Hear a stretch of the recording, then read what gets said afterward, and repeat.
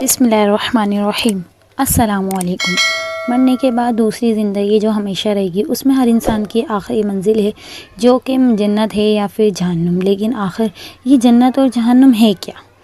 کم و بیش تمام مسلمانوں کے ذہنوں میں اتنا تصور موجود ہے کہ اللہ تعالیٰ ایمان لانے والے اور نیک عمل کرنے والوں کو آخرت میں انعام و اکرام سے نوازیں گے، جو کہ جنت کی صورت میں ہوں گے، جہاں وہ عیش اور آرام کی زندگی بسر کریں گے، جبکہ ایمان نہ لانے والے لوگوں کو، برے اعمال کرنے والوں کو آخرت میں اللہ تعالیٰ مختلف قسم کے عذاب دیں گے، جو کہ دوزخ کی صورت میں ہوں گے، جہاں وہ تکلیف دہ زندگی بسر کریں گے۔ جنت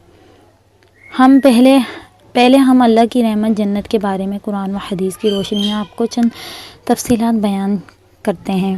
جنت کی چوٹی زمین اور آسمان کے برابر ہے۔ جنت کے پھلوں اور بہاروں کے درمیان ہوں گی۔ جنت میں بھوک اور پیاس نہیں ہوگی۔ اہل جنت عقل پر اثر انداز نہ ہونے والی سفید رنگ کی لذیذ شربت پئیں گے۔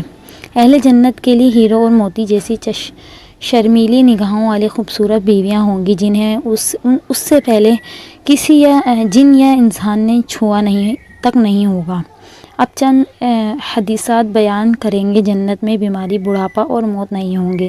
اگر جنتی عورتیں اپنے کنگن سمیت دنیا میں جھانک لیں تو سورج کی روشنی کو اس طرح ختم کر دے گا جس طرح سورج کی روشنی تاروں کو ختم کر دیتی ہے۔ اگر جنتی خاتون دنیا میں ایک دفعہ جھانک لے تو مشرق سے مغرب کے درمیان ہر چیز کو روشن کر دے اور ساری فضا کو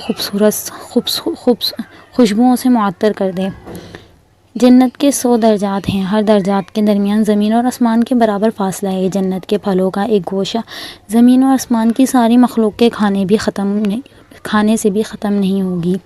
جنت میں ایک درخت کا سایہ اس قدر طویل ہوگا کہ اس کے سائے میں ایک گھوڑا سوار 100 سال تک چلتا رہے تب بھی سایہ ختم نہیں ہوگا۔ حوض کوثر پر سونے اور چاندی کے پیالے ہوں گے جن کی تعداد آسمان کے تاروں کے برابر ہوں گی۔ جہنم۔ اب اللہ تعالیٰ کے غضب جلال یعنی جہنم کے بارے میں کچھ آیات خالص فرمائیں گے۔ جہنمیوں کے لیے ایک آگ کے لباس کٹے جائیں گے۔ ان کے سروں پر کھولتا ہوا پانی ڈالا جائے گا جس سے ان کی کھالیں ہی نہیں بلکہ پیٹ کے اندر کے حصے تک گل جائیں گے۔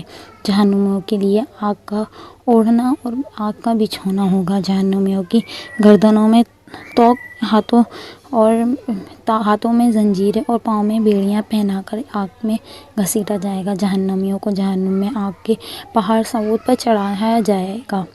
جہنمیوں کو پینے کے لیے زخموں سے بہنے والا خون اور پیپ کا آمیزہ دیا جائے گا۔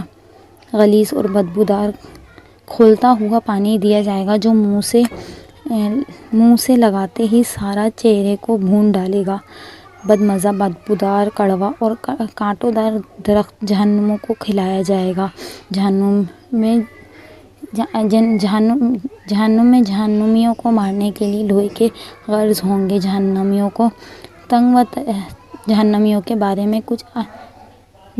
کے بارے میں حدیثات مبارک بھی خالص فرما لیجیے۔ جہنمیوں میں اونٹوں کے برابر سانپ ہوں گے جس کے ایک مرتبہ کاٹنے سے جہنمی 40 سال تک زہر کا اثر محسوس کرتا رہے گا، اور بچھو کے برابر ہوں گے جن کا ایک مرتبہ کاٹنے سے جہنمی 40 سال تک زہر محسوس کرتے رہیں گے۔ جہنمیوں کا ایک دانت احد پہاڑ کے برابر ہوگا۔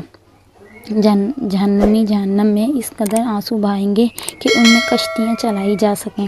جہنمیوں میں کافر کے 2 کندھوں کا درمیان فاصلہ تیز زور سوار کی 3 دن کی مسافرت کے برابر ہوگا۔